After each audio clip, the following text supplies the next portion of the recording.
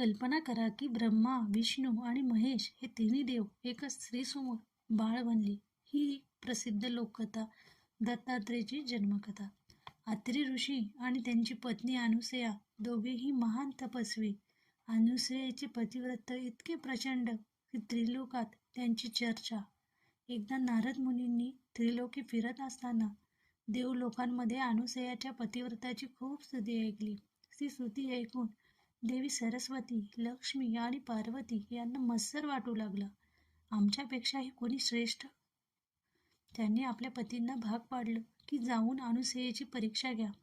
ब्रह्मा, विष्णू आणि शिव साधू वेशामध्ये अत्रि आश्रमात आले. साधूंना अनुसयाला म्हटलं, आम्हाला भूक लागली आहे. मग एक अट आहे, तुम्ही निर्वस्त्र होऊन आम्हाला अन्नदान करा.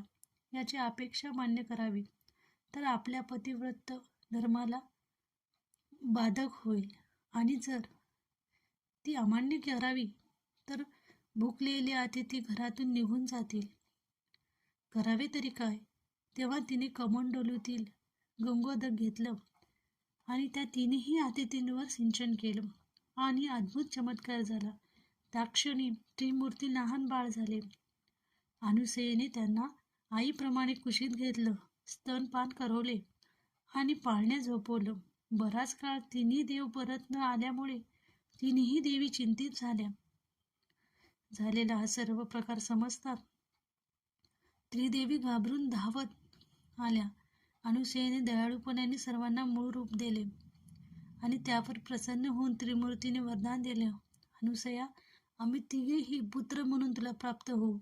आणि अशा प्रकारे जन्म झाला त्रिगुणात्मक त्रिमूर्ती दत्त भगवान यांचा. श्री गुरुदेव दत्त. दिगंबरा दिगंबरा श्रीपाद वल्लभ